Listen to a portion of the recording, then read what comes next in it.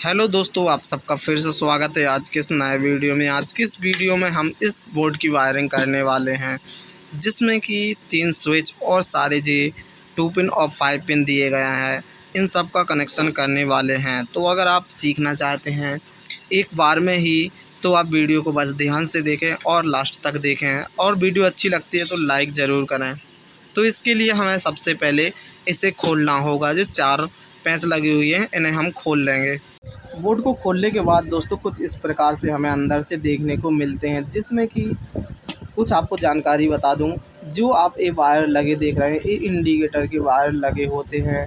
और सभी में जैसे ये स्विच है, इसे पलट कर देखा जाए तो देखिए इसमें ये स्विच है, तो इसी के बगल में ये स्विच दिया गया है। इनमें 2 पॉइंट है, लेकिन आप देख रहे होंगे कि जो 5 पिन है इसमें 3 पॉइंट दिए गए हैं। तो तीसरा पॉइंट किस लिए होता है, जी आपके लिए बता दूं तो जी अर्थिंग के लिए हमारा पॉइंट दिया गया होता है। लेकिन हम इस बोर्ड में अर्थिंग नहीं करेंगे। अगर किसी को वीडियो अर्थिंग की भी सीखना है कि किस प्रकार से अर्थिंग करते हैं, तो आप कमेंट ज़रूर कर सकते हैं।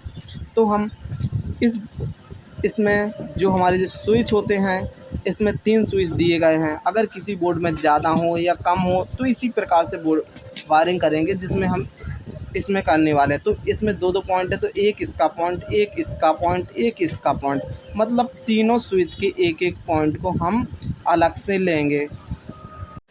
तो देख सकते हैं दोस्तों, हमने सभी के एक-एक पॉइंट को आपस में कनेक्ट कर दिया। ठीक जैसे हमने इसे कनेक्ट किया, बिल्कुल ऐसे ही सेम जो हमारे 5 पिन और 2 पिन दिए गए हैं, उनको भी करना होता है। कि जैसे कि इसमें 2 पॉइंट दिए गए हैं, इसमें भी 2 पॉइंट दिए गए हैं, तो एक पॉइंट इसका लेंगे, एक इसका लेंगे, एक इसका, तो एक इसका, मतलब कि सभी के एक-एक पॉइंट को हम इसी प्रकार से कनेक्ट करेंगे जैसा कि हमने स्विच में कनेक्ट किया हुआ है। तो देखिए मैं किस प्रकार से कनेक्ट करता हूँ। तो देख सकते हैं दोस्तों, इन सभी के पॉइंट को हमने कनेक्ट कर दिया है। तो जी हमारे न्यूट्रल और फेस का काम करने के लिए 2 वायर तैयार हो चुके हैं। एक जी रहा और एक ए है।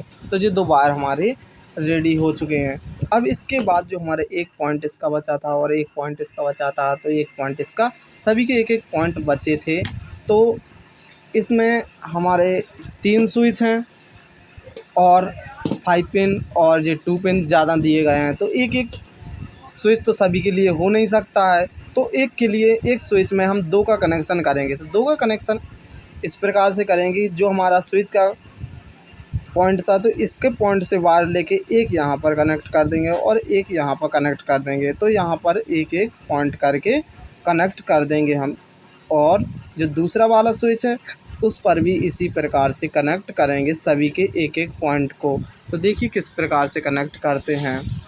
तो यहाँ पर हमने स्विच का कनेक्शन कर दिया, सभी के पॉइंट को एक-एक लेकर कनेक्ट किया है। अब हमारा सिर्फ बचा हुआ है तो इंडिकेटर का कनेक्शन बचा हुआ है।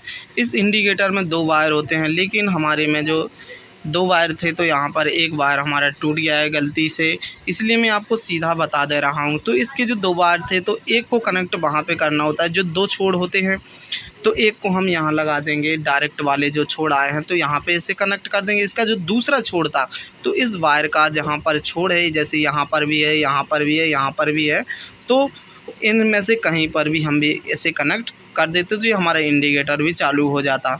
तो इसी प्रकार से हमने वायर को पूरी तरह से कंप्लीट किया हुआ है। अगर वीडियो अच्छा लगा है तो लाइक ज़रूर कर दें।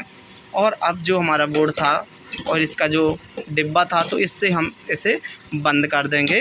तो हमारे इस प्रकार से बोर्ड की वायरिंग कंप्लीट हो चुकी है।